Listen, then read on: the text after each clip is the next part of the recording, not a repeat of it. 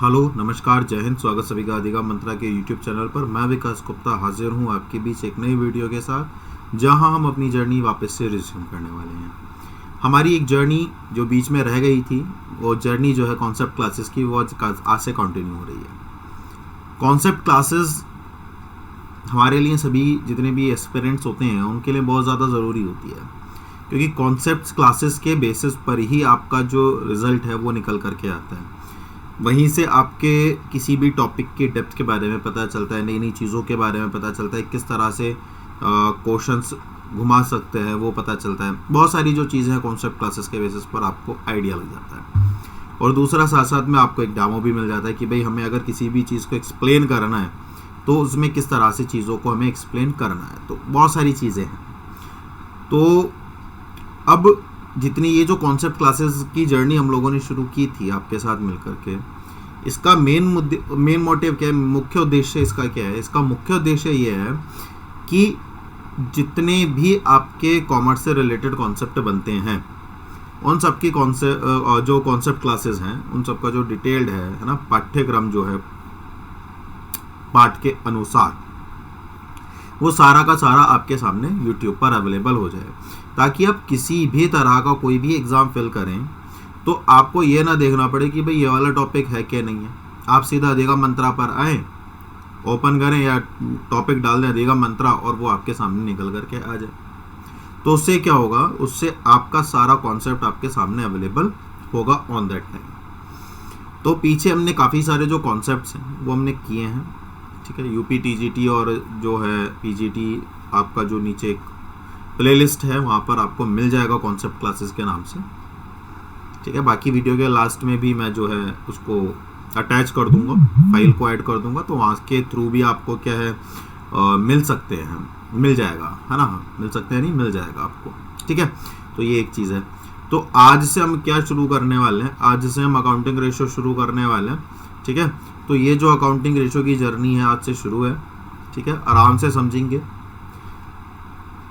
देखिए, अकाउंटेंसी में या किसी भी चीज़ में मेरा ये मानना है, पर्सनली ये मेरा ऑब्जर्वेशन है कि आप जब कोई चीज़ करते हैं तो आपको उसकी डेप्थ पता होनी चाहिए, बेसिक के साथ साथ उसका डेप्थ। मतलब कॉन्सेप्ट क्लासेस का मतलब ये है कि बिल्कुल कॉन्सेप्ट क्या हो गया, क्लियर हो गया। तो अगर आपके कॉन्सेप्ट्स क्लियर हैं तो किसी भी लेवल का क्वेश्चन आपके सामने आ जाए, आप बिल्कुल फोकस्ड रहते हैं कि भाई इसका आंसर यही होगा। जहाँ पर भी आपका जो क्वेश्चन है या उसका जो आंसर है वो डाउट में चला गया, वो आपका गलत हो गया, आप उसको काउंट ही मत कीजिए। वो तुक्का लग गया, वो एक अलग विषय है ना, बाकी तो नहीं ही होता है। लेकिन जहाँ पर आप कॉन्फिडेंस है कि भाई यही होगा, तो वो आपके सही चले जाते हैं। तो कॉन्सेप्ट की कहानी ये है। तो चलिए शुरू करते हैं अपना आज का टॉपिक। और ये रहा आपके सामने, कुछ थ्योरेटिकल भी हम डिस्कस करेंगे, मतलब कुल मिलाकर के हर एक चीज़ हम लोग डिस्कस करने वाले हैं यहाँ पे।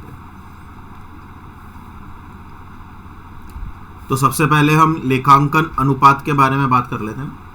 अकाउंटिंग रेशो, लेखांकन अनुपात क्या है, ये मैंने दोनों में आपको क्या है कर दिए हैं, ताकि दोनों में से ही, है ना, दोनों में से ही आपको किसी भी लैंग्वेज की दिक्कत नहीं आने वाली है।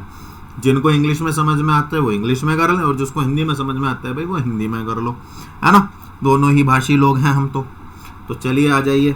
तो बेसिकली अगर मैं आपको एक चीज़ बता दूं कि जी अकाउंटिंग जो रेशो होता है, अकाउंटिंग रेशो होता आ गया है, तो उसके लिए मैं आपको जो है एक स्लाइड पर ले चलता हूँ, ठीक है। और यहाँ पर मैं आपसे बात कर लेता हूँ कि अकाउंटिंग रेशो क्या होता है। ये गया, आपने बैलेंस शीट तो पढ़ा ही होगा, आर्थिक चिट्ठा कंपनी का मैंने डाल रखा है। उस बैलेंस शीट में कुछ चीज़ें थी, जैसे मैंने कहा, एक तो इक्विटी था जिसको हम समता कहते हैं, एक डेब्ट था जिसको हम ऋण कहते हैं। ये दोनों चीज़ें थी, ये दोनों मिलाकर के क्या बनता है आपका कैपिटल फॉर्मेशन।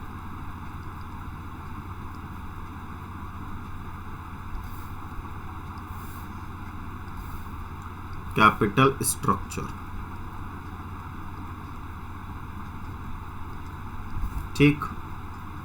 अब ये जो कैपिटल स्ट्रक्चर है, अगर मुझे ये देखना है, जैसे सपोज करो मेरे पास 10 लाख की पूंजी है, टोटल कैपिटल स्ट्रक्चर जो है मेरा वो 10 लाख का है। अब मुझे ये क्लासिफाई किया मैंने कि जो 10 लाख है इसमें से 8 लाख जो है ना, वो क्या है, वो तो एज अ लोन ले रखा है ऋण के रूप में, और जो 2 लाख है वो क्या ले रखा है, इक्विटी, मतलब समतांश, मतलब पूंजी, इसे पूंजी ही मान लो आप, एक तरह से क्या मान लीजिए, इसे पूंजी ही मान लीजिए। अब मैं ये जानना चाहता हूं कि मेरा जो डेब्ट टू इक्विटी है, माने ऋण से समता, वो कितना है, उसका रेशो कितना है, उसका अनुपात कितना है। तो मैंने क्या करा, मैंने 8 बिट्टे 2 कर लिया, तो ये आ गया 4। तो यहां से ये पता चल गया, तो इसमें 2 चीजें पता चल गई कि सर एक तो यहां पे न्यूमिनेटर होगा और एक यहां पर डिनोमिनेटर होगा। इन न्यूमिनेटर और डिनोमिनेटर के माध्यम से हम अपने रिजल्ट पर पहुंचते हैं। क्लियर है कहानी। और दूसरी चीज क्या है कि यहां पर जो हमारे चर होंगे, वेरिएबल्स होंगे, वो कैसे होंगे, वो इंडिपेंडेंट होंगे, है ना। तो वो एक चीज है। तो चलिए ये हमारा क्या है, ये हमारा रेशियो है जो एक तरह से क्या दिखाता है, गणितीय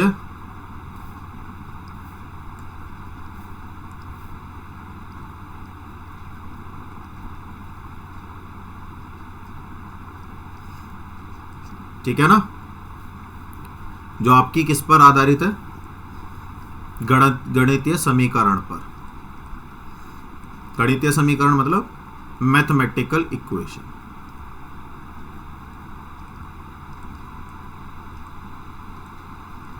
ठीक है, तो इसके बारे में कुछ कुछ जानकारी है, तो वो हम देख लेते हैं। आ जाओ। Ratio is an arithmetical expression of relationship between two interdependent item. आ जाओ। टोटल कैपिटल स्ट्रक्चर जो है वो लोन और इक्विटी से मिलकर क्या बने, इसका मतलब कहीं ना कहीं ये दोनों एक दूसरे पर कैसे निर्भर है, एक दूसरे पर आश्रित है। तो उन्हीं को क्या कहा जाता है, इंटरडिपेंडेंट कहा जाता है ना। अनुपात दो अन्योन आश्रित वस्तुओं के बीच संबंधों की एक अंकगणितीय अभिव्यक्ति है जो केवल हमें यह बताती है कि इनके बीच का समीकरण या किसी भी जो सिचुएशन है उसको वो क्या करता है, अभिव्यक्त करता है किसमें, गणितीय परिकल्पना में। ठीक है, जैसे मैंने ये कहा कि हमने माल बेचा, ठीक है, हमने उधार माल बेचा, उस पर हमें लाभ हुआ, या हमने टोटल माल बेचा, कुल माल बेचा हमने, ठीक है, सेल्स जिसको हम रेवेन्यू कहते हैं, ठीक है, और उस पर हमें फायदा हुआ, ग्रॉस प्रॉफिट हुआ जिसको सकल लाभ कहते हैं। तो सकल लाभ जो है वो कुल रेवेन्यू का कितना प्रतिशत है, आप समझ रहे हो, या जो हमने उधार माल बेचा है वो उधार माल जो कुल माल है उसका कितना हिस्सा है, समझ में आ रहा है। तो ये जो वेरिएबल्स हैं ये कहीं ना कहीं आपस में इंटरडिपेंडेंट होते हैं, एक दूसरे से जुड़े हुए होते हैं, और फिर उन दोनों के बीच में क्या दिखाता है, रेशो दिखाता है। जैसे आपकी कक्षा में यहां पर ही आ जाता है ना, इसको मैं हटा देता हूं।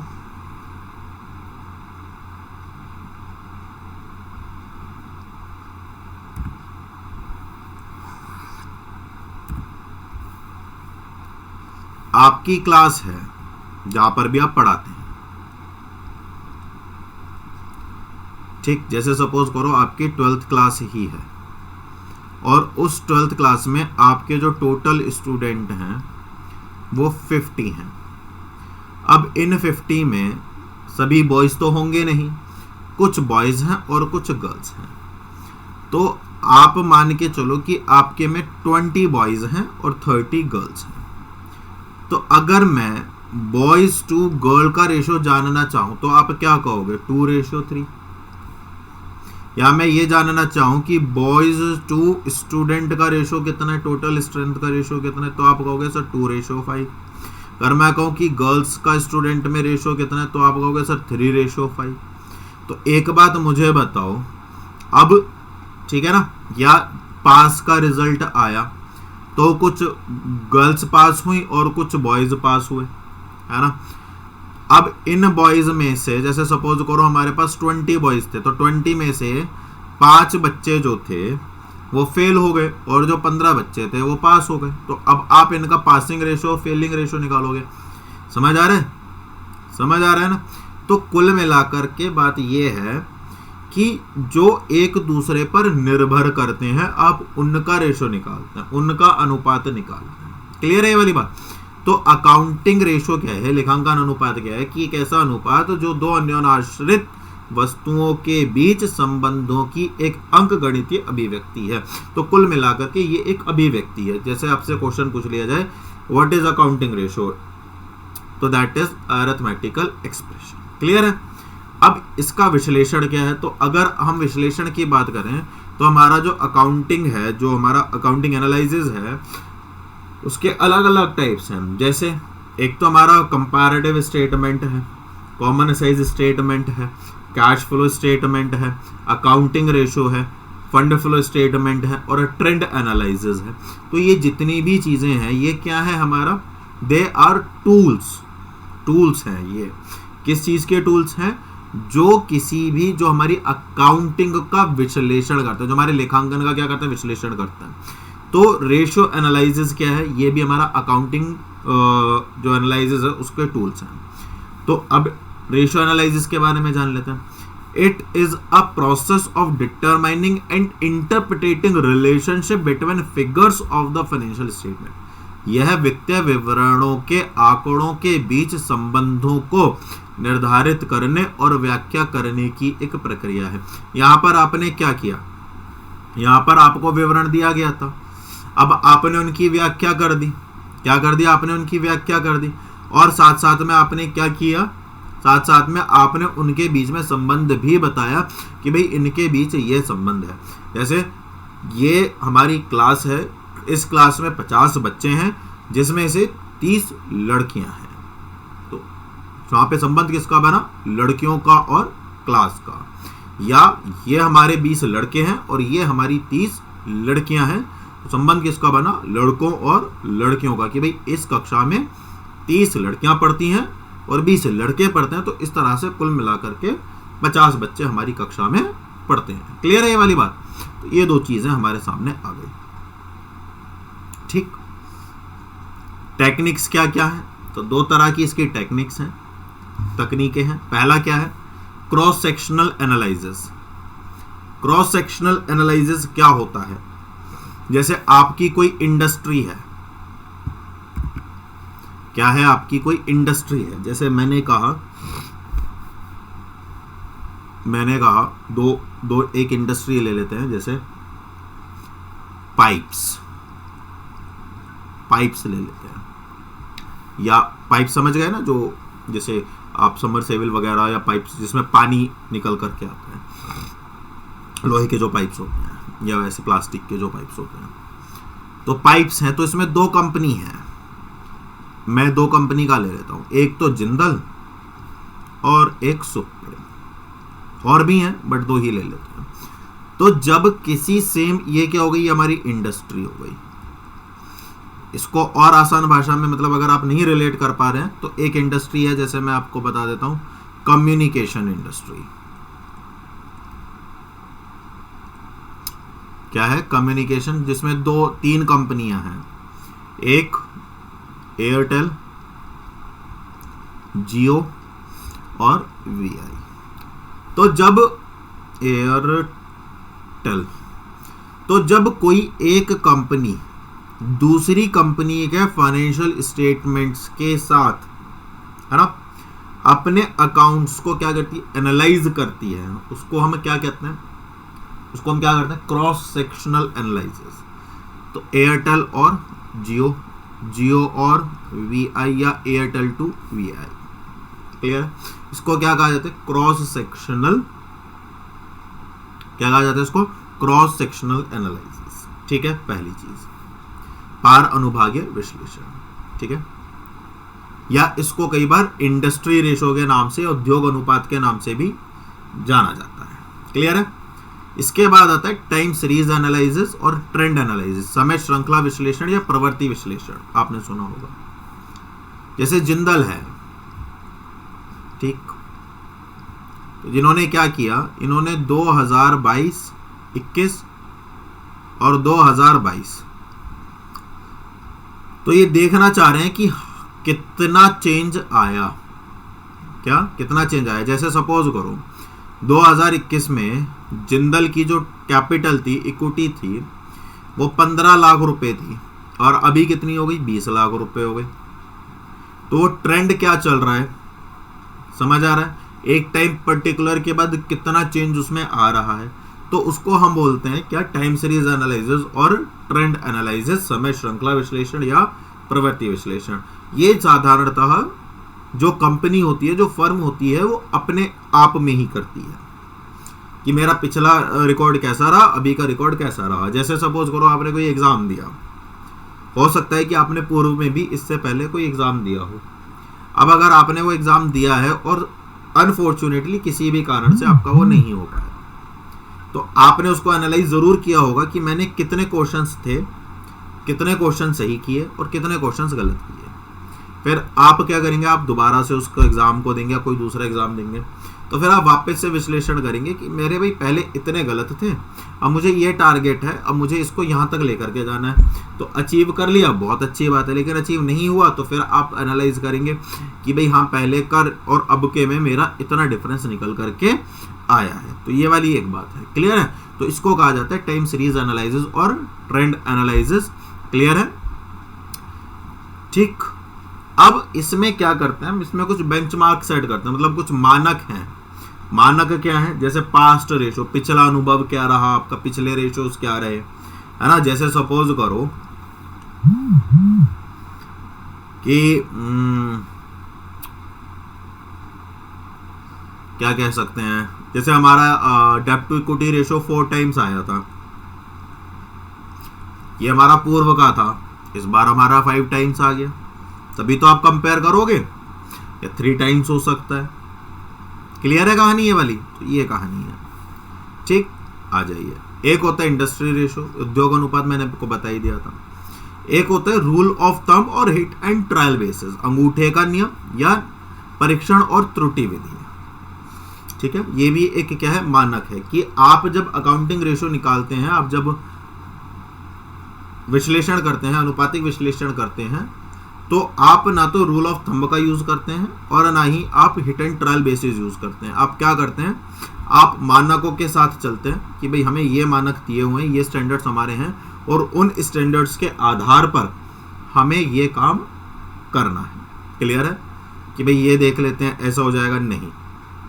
आप पर्टिकुलरली अपने जो स्टैंडर्ड्स हैं उनको फॉलो करेंगे और उनके आधार पर क्या करेंगे, आप काम करेंगे। क्लियर है? तो ये हमारे हैं। इसके बाद अकाउंटिंग रेशियो जो है उसको क्लासिफाई किया गया 4 टाइप्स में, तरलता अनुपात, शोध क्षमता अनुपात, कारोबार अनुपात, लाभप्रदता अनुपात, liquidity ratio, solvency ratio, turnover और एक्टिविटी रेशियो और प्रॉफिटेबिलिटी रेशियो, इसको इनकम रेशियो। देखिए कई बार क्वेश्चन यहां से भी बन जाता है, बहुत बेसिक सा क्वेश्चन बन जाएगा, which one of the following is not the type of the accounting ratio. तो आपसे कह दिया liquidity ratio, solvency ratio, activity ratio, ठीक है, और इनकम रेशियो, या आपसे कह दिया liquidity ratio, solvency ratio, income ratio और ऑल ऑफ दीज। अब आपसे पूछ रहा है कि कौन सा नहीं है, तो एक तो आपको लिक्विडिटी दे दिया, सॉल्वेंसी दे दिया, इनकम दे दिया, और नन ऑफ दीज भी दे सकता है, लो नन ऑफ दीज ले लो। तो इनमें से कौन सा नहीं है? तो अब अगर आपको पता होगा कि इनकम रेशियो ही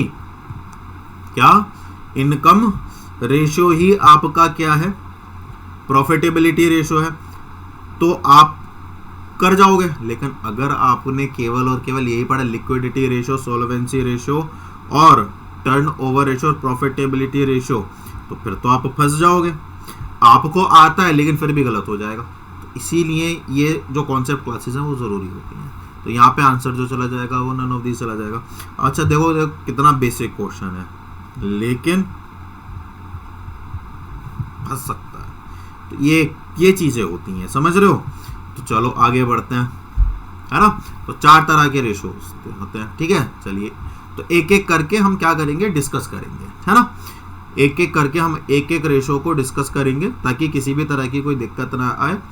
लेक्चर रिकॉर्डेड है तो इस बात का टेंशन ना लो। अगर कहीं पर भी आपको कोई भी डाउट या क्वेरी आ रही है तो आपके लिए कमेंट बॉक्स बिल्कुल खुला हुआ है। आपके डिस्क्रिप्शन में टेलीग्राम और व्हाट्सएप ग्रुप के लिंक्स अवेलेबल हैं, वहाँ के थ्रू आप इजीली कनेक्ट हो सकते हो, वहाँ पर अपने डाउट्स पूछ सकते हो, कोई आपको रुकावट नहीं है। पेड पेमेंट किसी भी तरह का नहीं है, बिल्कुल भी पेड क्लासेस नहीं है, किसी भी तरह का कोई पेमेंट नहीं है, ठीक है। दूसरी बात क्या है, किस तरह के एग्जाम्स के लिए हेल्पफुल होगा, तो भाई ये टॉपिक्स ऐसे हैं कि आपको हर तरह के एग्जाम्स में आपको ये हेल्प करेंगे। बाकी अभी कोई ऐसे स्पेसिफिक एग्जाम्स की डेट नहीं आई है तो आराम से चीज़ों को करते हुए चलेंगे।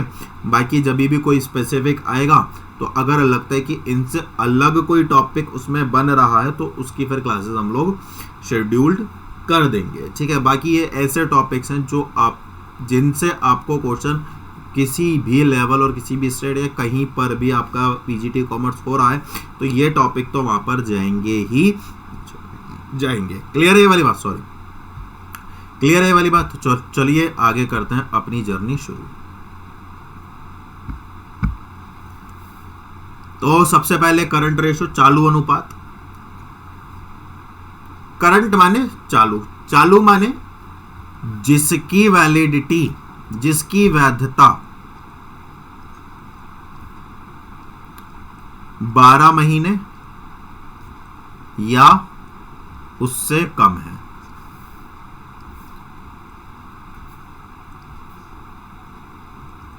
ऐसे लिखते हैं, महीना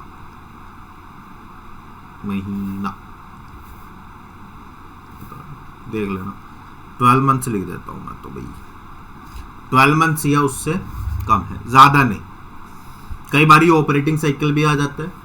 तो एक ऑपरेटिंग साइकिल में, जैसे सपोज करो कोई ऑपरेटिंग साइकिल 12 महीने, 15 महीने, 18 महीने की है, तो एक ऑपरेटिंग साइकिल जनरली जिसको हम 12 महीने लेते हैं, तो एक ऑपरेटिंग साइकिल के अंतर्गत या तक जो भी हमारा पेमेंट, रिसीप्ट या जो भी होती हैं चीजें, वो सब करंट कहलाती हैं, चालू कहलाती हैं।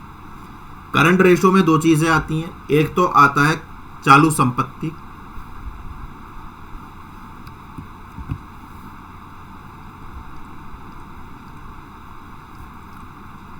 करंट रेशो में 2 चीजें आती हैं। एक तो आता है करंट एसेट्स, एक आता है आपका करंट लायबिलिटीज।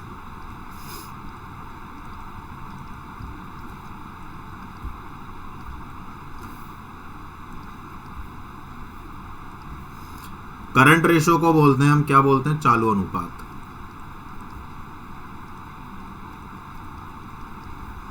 करंट एसेट्स को बोलते हैं चालू संपत्ति, और इसको बोलते हैं हम चालू दायित्व। चालू अनुपात का रेशो होता है current assets upon current liability, ठीक। और करंट एसेट्स में क्या क्या चीजें आती हैं, cash and cash equivalent plus marketable securities plus other current assets. रोकड़ और रोकड़ समकक्ष जितनी भी चीजें हैं, मार्केटेबल सिक्योरिटीज आ गई आपकी, और जितनी भी आपकी है, ठीक। करंट लायबिलिटीज में भी इसी तरह से आता है तो कुल मिलाकर के इन शॉर्ट अगर मैं आपसे बात करूं, ऑपरेटिंग साइकिल जो होती है आपकी, क्या ऑपरेटिंग साइकिल जो होती है आपकी, गलत लिख दिया मैंने, एस नहीं आएगा सी आएगा, जो आपकी ऑपरेटिंग साइकिल होती है, अगर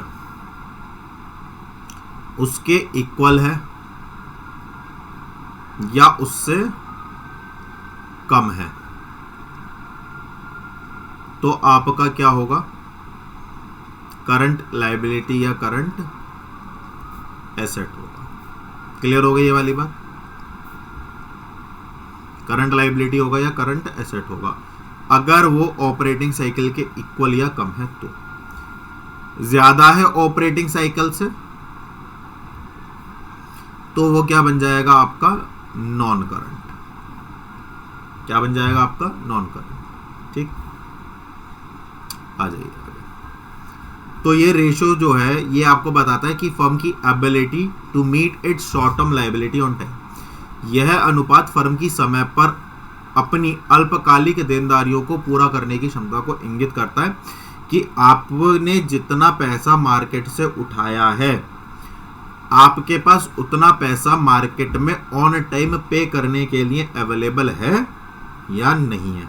मतलब ऑन टाइम आपको जो जो लायबिलिटीज पे करनी है उस साल के दौरान, जैसे मैंने माल उठाया तो माल का पेमेंट कर सकता हूँ कि नहीं कर सकता हूँ, मैंने लोन लिया है इंस्टॉलमेंट पे करनी है तो वो कर सकता हूँ कि नहीं कर सकता हूँ, मैंने डिबेंचर्स इशू करे हैं ऋण पत्र, उनका रिडम्पशन होना है तो उनको रीपेमेंट कर सकता हूँ कि नहीं कर सकता हूँ, इस साल के इंटरेस्ट पे कर सकता हूँ कि। तो जितनी भी आपकी करंट एसेट्स और करंट लायबिलिटीज होती हैं, ये कह लो कि जितनी भी आपकी करंट लायबिलिटीज होती हैं उनको पे करने के लिए आपके पास फंड अवेलेबल है या नहीं है, वही बताता है कि आपका जो स्ट्रेंथ है वो कैसा है। ठीक है, इसका फॉर्मूला क्या है, सूत्र क्या है करंट रेशियो का, चालू अनुपात का, चालू संपत्ति बटे चालू दायित्व। इसका मतलब जैसे सपोज करो ये है कि आपकी चालू संपत्तियां 20,000 की हैं और आपके दायित्व हैं 10,000 के, तो इसका मतलब है कि आपकी संपत्तियां आपके दायित्व का कितना गुना है, 2 गुना है। ठीक है, तो ये क्या है, ये स्टैंडर्ड रेशो कहलाता है, जिसको हम आइडल आदर्श अनुपात के नाम से भी जानते हैं। अच्छा सर, अगर 3:1 होगा तो कोई दिक्कत होगी क्या? बिल्कुल नहीं होगी। ये तो और अच्छी बात है कि आपका दायित्व जो है, आपके पास जो संपत्तियां हैं वो आपके दायित्व का 3 गुना है। लेकिन अगर सर ये 4:1 हुई तो फिर समस्या आने लगेगी। सर अगर 5:1 हुई, या छोड़ो सर इसको भी छोड़ो, अगर मैं कहूं 8:1, सर जितनी मेरी लायबिलिटी ना उसका 8 गुना, तो इसका मतलब क्या है, इसका मतलब यह है कि जो इन्वेस्टर हैं अब वो आपसे सवाल पूछने लगेंगे कि भाई आप इतना पैसे का कर क्या रहे हो। भाई आप अपना जो लायबिलिटीज है उनको पे कर दोगे, अच्छी बात है, लेकिन क्या आप अपना पैसा री इन्वेस्ट नहीं कर रहे? क्या आपके पास जो कैश अवेलेबल है, क्या आप उसका कोई प्रोडक्टिव यूज नहीं कर रहे हो? इतना पैसा आपने जमा कर क्यों रखा है? तो बहुत ज्यादा पैसा होना भी क्या होता है, फर्म की जो नकारात्मकता है उसको दिखाता है, फर्म की जो नेगेटिविटी है, नेगेटिव अप्रोच है उसको दिखाता है कि भाई इसका जो मैनेजमेंट स्टाइल है ना वो बहुत इनसफिशिएंट है, अच्छा नहीं है। इसीलिए 2:1 होना बहुत अच्छा माना जाता है, 3:1 या 4:1 तक भी ठीक है, कोई ज्यादा बहुत बड़ी बात नहीं है। लेकिन अगर कुछ ज्यादा है, बहुत ज्यादा है, तो फिर आपकी कंपनी पर प्रश्न चिन्ह लग जाता है कि इतना पैसे आपके पास है क्यों और आप उसका कर क्या रहे हो, जो बेकार। क्योंकि बिजनेस का नियम है कि आपके पास जितना पैसा बिजनेस में लगा दो ताकि उससे और पैसा जनरेट हो सके। तो आपने तो रख रखा है अपने पास जिसका कोई यूज नहीं हो रहा है, तो इसका मतलब क्या है कि भाई आप बहुत अच्छे व्यापारी नहीं है। तो जो इन्वेस्टर्स हैं फिर वो बचने लगते हैं कि भाई ये तो पैसा जमा करता है, ये लगाता वगाता नहीं है, कहीं इन्वेस्ट नहीं करता, और जब पैसा इन्वेस्ट नहीं होगा तो रिटर्न नहीं आएगा। समझ रहे हो, ये कहानी है। क्लियर हो गई ये वाली बात? तो अगर सर इसका जो है मतलब ये कहां से आ गया, 1 मिनट दो भाई, ये क्या है, चलिए। तो ये आपको क्या है, एक इलस्ट्रेशन दे रखा है कैश दिया हुआ है आपका 50, मार्केटेबल सिक्योरिटी दी हुई है 25, इन्वेंट्री दी हुई है 100, अकाउंट रिसीवेबल दिए हुए हैं 80, प्रीपेड दिए हुए हैं 60 और टोटल करंट एसेट हो गई आपकी 315।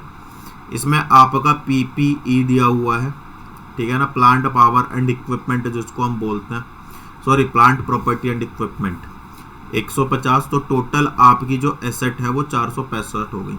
ये जो पीपीई होता है ये आपका लॉन्ग टर्म होता है। कैसी एसेट होती है ये? Long term. तो करंट हो गई और नॉन करंट, या लॉन्ग टर्म को ना आप नॉन करंट भी बोल सकते हो, ठीक है ना। तो टोटल एसेट ये हो गई। लायबिलिटीज दे रखी हैं, करंट लायबिलिटी साफ ही दे रखी हैं 80, लॉन्ग टर्म डेप्ट दे रखे हैं 150, रिटेन्ड अर्निंग 35 रुपए, टोटल इक्विटी 200, तो टोटल हमारा 465। अब हमें क्या निकालना है? हमें निकालना है करंट रेशो, माने चालू अनुपात। चालू अनुपात कैसे निकलता है? चालू संपत्ति माने करंट एसेट डिवाइडेड बाय चालू दायित्व माने करंट लायबिलिटीज।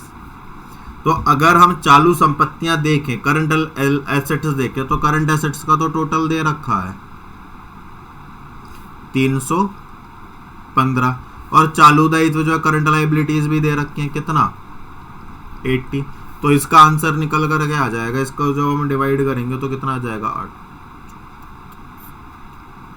24, 240, 60, 70, 75, 75,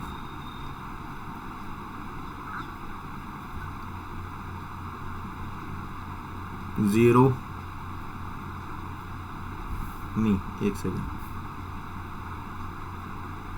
80,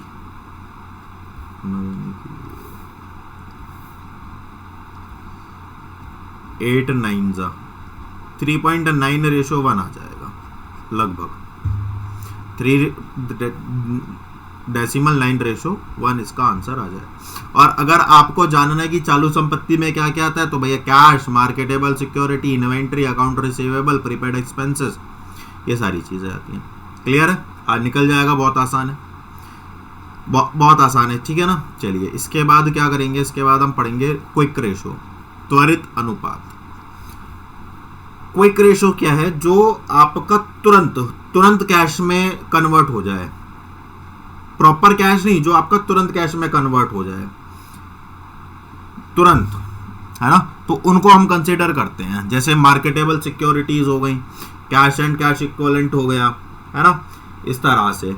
तो इसमें क्या है? इसमें केवल उन्हीं संपत्तियों को शामिल किया जाता है जिसको आसानी से किस में परिवर्तित किया जा सके? नगदी में। तो it includes only the assets which can be easily and readily converted into cash, जिसको आप तुरंत किस में कन्वर्ट कर सको? कैश में कन्वर्ट कर सको। तो ये जो है, इसमें इसका मतलब दो चीजें जो है उसमें को इंक्लूड नहीं करते।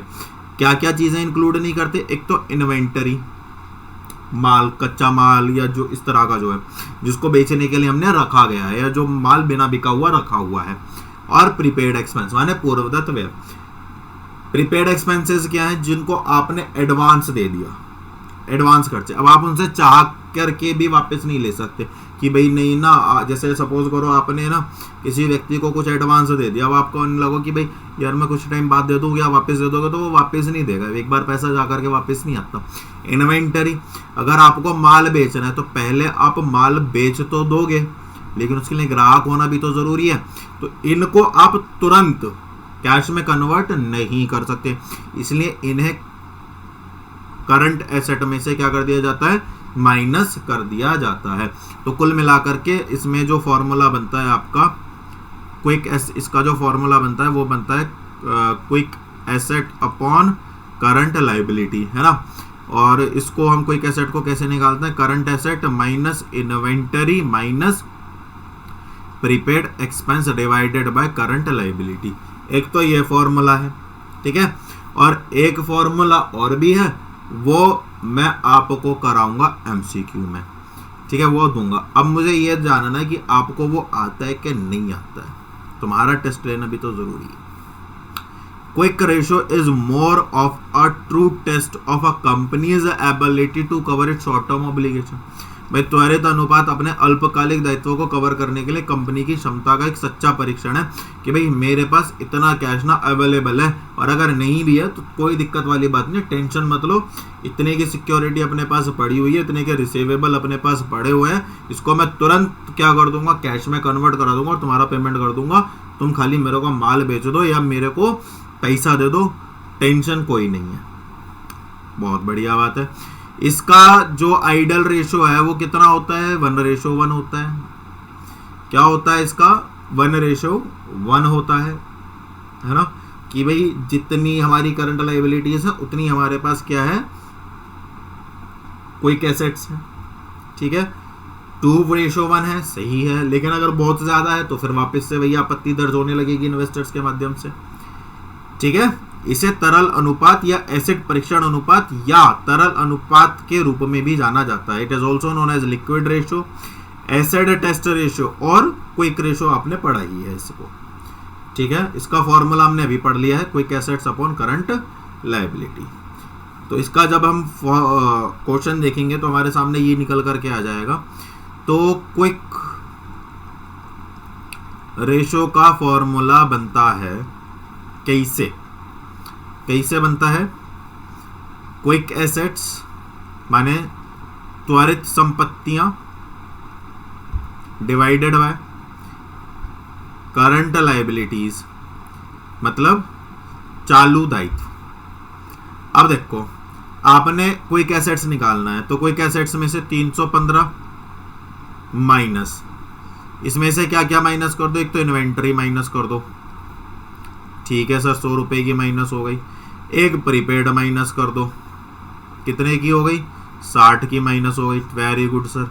अब इसमें करंट लायबिलिटीज हमारी 80 की है ही, तो 315 215 में से 60 गए, कितने बचे, 215 में से 60 गए, कितने बचे,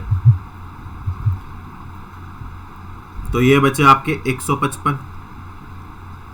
155 में को जब 80 से डिवाइड करेंगे तो हमारे सामने कितना निकल करके आ जाएगा, तो 8 दूनी 16, तो एक ही जर बनेगा 180, 8 7 15 76, हाँ 76 आ गया, तो 8 9 72, तो यही आएगा 1.9:1। तो ये इफेक्टिव है, सही है, कोई दिक्कत वाली बात नहीं है। ठीक है, अच्छा एक तो ये तरीका है।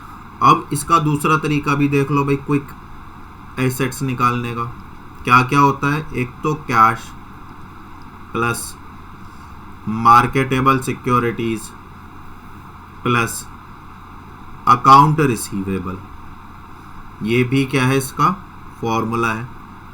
जैसे कैश कितना है 50 प्लस मार्केटेबल सिक्योरिटी कितने की है 25 प्लस AR कितने का है 80, तो कितना हो गया, 5 और 2 7 और 8 15, 150 मैच हो गया आपस में।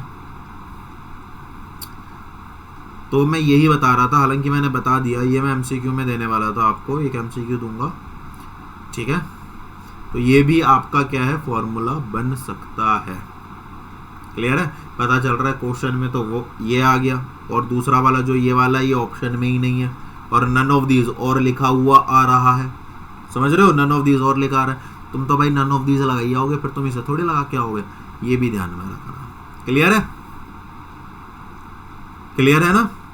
चलिए देखो, थोड़ा सा हो सकता है टाइम लग जाए, बट समझ में आना इज इम्पोर्टेंट। समझ रहे हो, एक होता है कैश रेशो। कैश रेशो माने बिल्कुल लिक्विड, कन्वर्ट भी नहीं करना, सिंपल बिल्कुल लिक्विड बिल्कुल लिक्विड, समझ रहे हो, बिल्कुल ही लिक्विड है, वो ऑलरेडी कैश और कैश इक्विवेलेंट है। तो यह अनुपात केवल एक कंपनी की सबसे तरल संपत्ति पर विचार करता है। Most liquid asset, it is considered as most liquid asset, और इसको इसीलिए हाईली लिक्विड रेशो भी कहा जाता है। हाईली लिक्विड रेशियो भी कहा जाता है इसको। क्लियर है, तो अभी तक आपने दो ही पढ़े होंगे, तो आपने करंट रेशो पढ़ा होगा या लिक्विड रेशो, लेकिन ये भी एक हाईली लिक्विड रेशो, यहां से भी क्वेश्चन बना है। क्लियर है? वे ऐसी संपत्तियां हैं जो अल्पकालिक दायित्वों का भुगतान करने के लिए कंपनी के लिए सबसे आसानी से उपलब्ध है। बिल्कुल आसानी से उपलब्ध है भाई। एक या तो एक होना चाहिए या ज्यादा होना चाहिए, कम नहीं होना चाहिए। इसमें ज्यादा में बहुत ज्यादा नहीं होना चाहिए, फिर वही वाली कहानी आ जाएगी। इसमें नगद और विपणन योग्य प्रतिभूतियां शामिल है, कैश और मार्केटेबल सिक्योरिटी। इसका मतलब क्या है? इसमें ना तो आपका प्रीपेड शामिल होगा माने पूर्वदत्त, ना इसमें इन्वेंट्री कच्चा माल शामिल होगा, और ना इसमें अकाउंट रिसीवेबल शामिल होगा, देनदार शामिल होंगे। क्लियर है? इसमें कुछ भी शामिल नहीं होने वाला है। इसमें केवल दो चीजें शामिल होंगी, रोकड़ और मार्केटेबल या विपणन प्रतिभूतियां, जिसको मार्केटेबल सिक्योरिटीज कहते हैं। इसका रेशो भी सेम ही है, नगद अनुपात इज इक्वल टू तरल संपत्ति, जो हाईली लिक्विड रेशो है, एसेट है, डिवाइडेड बाय चालू दायित्व। क्लियर है ये वाली बात?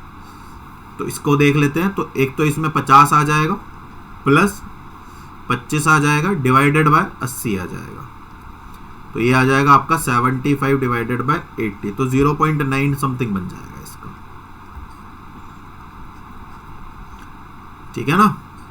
ये कहानी। क्लियर है ये वाली बात? अब लास्ट इसका लिक्विडिटी रेशो क्यों जरूरी है। एक तो ये जो हमारे शॉर्ट टर्म लायबिलिटीज हैं उनको कवर करने की क्षमता बताता है कि भाई आपके अंदर जो आपके अल्पकालिक दायित्व है, आपके अंदर उनको पूरा करने की क्षमता है या नहीं है, पहली चीज। दूसरा क्या है? अगर आप उनका समय से भुगतान कर पाते हैं, कुल मिलाकर के कि आप उनका समय से भुगतान कर पा रहे हैं या नहीं। अगर आप समय से भुगतान कर पा रहे हैं तो आपकी जो गुडविल है, मार्केट के अंदर जो क्रेडिट वर्थनेस है, वो उतनी ज़्यादा बढ़ जाएगी। भाई हर कोई यही कहेगा कि वो जो फलाना कंपनी है वो तो टाइम से पेमेंट कर देती है। बेशक, है ना? ठीक है ना? क्लियर है ये वाली बात? तो बेशक आपका थोड़ा 1-2 दिन हो जाए तो भी कोई दिक्कत नहीं है। हो सकता है आप अपनी जो क्षमता है उससे ज़्यादा भी आप खरीद लो तो भी वो आपको दे देंगे। क्यों? क्योंकि उन्हें पता है कि मेरे को टाइम से पेमेंट मिल ही जाएगा। तो ये क्या है? ये आपकी क्रेडिट वर्थनेस मतलब गुडविल क्रिएट करता है। दूसरा क्या है? निवेश योग्यता निर्धारित करता है। जैसे सपोज करो आपका करंट रेशो ही मान लेते हैं ना, तो करंट रेशो आपका करंट एसेट अपन करंट लायबिलिटीज होता है। तो करंट एसेट आपका 30,000 है और करंट लायबिलिटी आपकी जो है 15,000 है। कितना हो गया? 2:1 हो गया। अच्छा, तो यहाँ पर आपको इन्वेस्टमेंट नहीं करना है, लेकिन अगर आपकी 1,50,000 की करंट एसेट है और 15,000 की करंट लायबिलिटीज है, तो कितना है? 10:1। तो इसका मतलब क्या है कि आप इसमें से बहुत सारा अमाउंट क्या कर सकते हो? इन्वेस्ट कर सकते हो। समझ आ गया? तो कंक्लूजन इसका हम निकालें तो with liquidity ratio there is a balance between a company being able to safety cover its bills and improper capital allocation. Capital should be allocated in the best way to increase the value of the firm for the shareholder. मतलब क्या है कि जो liquid ratio है उसमें company को एक balance maintain करना पड़ता है कि उसके पास पैसा भी बना रहे और वो अपने जो भुगतान है, जो दायित्व है, उनका भुगतान भी कर ले, लेकिन उनका भुगतान वो इस तरह से ना करे कि उसको फाइनेंशियल क्राइसिस हो। उनके बीच में एक संतुलन बना रहना चाहिए, मतलब उसके पास पैसा अवेलेबल रहना चाहिए। ठीक है? तो इसका मतलब क्या है कि अगर आप अपनी वैल्यू को बढ़ाना चाहते हो, अगर आप अपनी फर्म की क्रेडिट वर्थीनेस बढ़ाना चाहते हो, तो उसके लिए लिक्विड रेशो आपका क्या सबसे बढ़िया है, और उसके लिए आपका कैपिटल एलोकेशन सबसे बेस्ट है, जहां पर आप अपने फर्म की क्रेडिट वर्थीनेस को बढ़ा सकते हो और फर्म की जो वैल्यू है उसको भी क्या कर सकते हो? बढ़ा सकते हो। इसीलिए जब भी कंपनी पेमेंट करती है, कैश मेंटेन करती है, तो वो ये ध्यान में रखती है कि मेरे पास इतना कैश अवेलेबल होना चाहिए या उसके इक्विवेलेंट चीज़ें इतनी अवेलेबल होनी चाहिए कि मुझे किसी का अगर पेमेंट करना है तो मैं उसको पेमेंट आसानी से कर सकूं, जिससे मार्केट में ये बात ना जाए कि ये फलाना कंपनी जो है ये समय से भुगतान नहीं कर पाती है। तो इस तरह से ये जो आपका लिक्विडिटी रेशो है ये आपका यहाँ पर क्या होता है? समाप्त होता है। यहाँ से रिलेटेड किसी भी तरह के अगर आपको कोई डाउट या क्वेरी है तो आप वो मुझे पेज तक पूछ सकते हैं। आपको लिंक्स आपके डिस्क्रिप्शन बॉक्स में अवेलेबल हो जाएंगे, वहाँ के थ्रू वहाँ से आप जुड़ सकते हैं। बाकी जो भी नए लोग हैं वो एक बार चैनल को शेयर और सब्सक्राइब ज़रूर कर दीजिए, ठीक है। प्रिपरेशन कोई भी एग्ज़ाम की हो, अगर पीजीटी कॉमर्स का एग्ज़ाम है तो प्रिपरेशन दबा के करेंगे, मस्त तरीके से करेंगे और सिलेक्शन दिला करके रहेंगे। नौकरी की जिम्मेदारी है, माने जिम्मेदारी बिल्कुल ऐसे मत समझ लेना कि पढ़ो मत पढ़ो एक ही बराबर, अभी नौकरी तो मिल ही जाएगी। नहीं भाई, पढ़ना पड़ेगा, ठीक है। जिसको बहुत सीधी सी बात है बेटा, एक चीज़ हमेशा ध्यान रखना, जिसके कॉन्सेप्ट जितने ज़्यादा क्लियर होंगे उसकी पॉसिबिलिटीज उतनी ज़्यादा बढ़ जाएगी। कॉन्सेप्ट कराने का यही एक मुख्य कारण है, बाकी तो वरना तो एग्ज़ाम आते हैं एमसीक्यू कराओ किस्सा खत्म, वो चीज़ नहीं चाहिए। और कॉन्सेप्ट का ही आपको पैसा देना पड़ता है, बाकी एमसीक्यू तो आप यूट्यूब पर ही करते हो ना सबसे। कॉन्सेप्ट ही आपको क्या मिलता है, पेड में मिलता है। और यहीं पर कॉन्सेप्ट मैं क्या करा रहा हूँ, आपको फ्री ऑफ कॉस्ट करा रहा हूँ, आपको अवेलेबल हो जाएगा हर तरह का कॉन्सेप्ट यहाँ पर। आओ देखो, मजे करो, कोई टेंशन वाली बात नहीं है, ठीक है। तो बाकी चैनल को ज़्यादा से ज़्यादा लोगों तक शेयर कर दो, एटलीस्ट इतना तो मैं आपसे एक्सपेक्ट कर ही सकता हूँ। बाकी मुझे कमेंट करके बताइए आपको आज का सेशन कैसा लगा, क्या दिक्कत आई, क्या चीज़ें समझ में नहीं, जो भी है वो आप मेरे से पूछ सकते हैं। कमेंट कीजिए, लाइक कीजिए और चैनल को शेयर एंड सब्सक्राइब ज़रूर कीजिए। मिलेंगे कल एक नए टॉपिक के साथ, तब तक जय हिंद।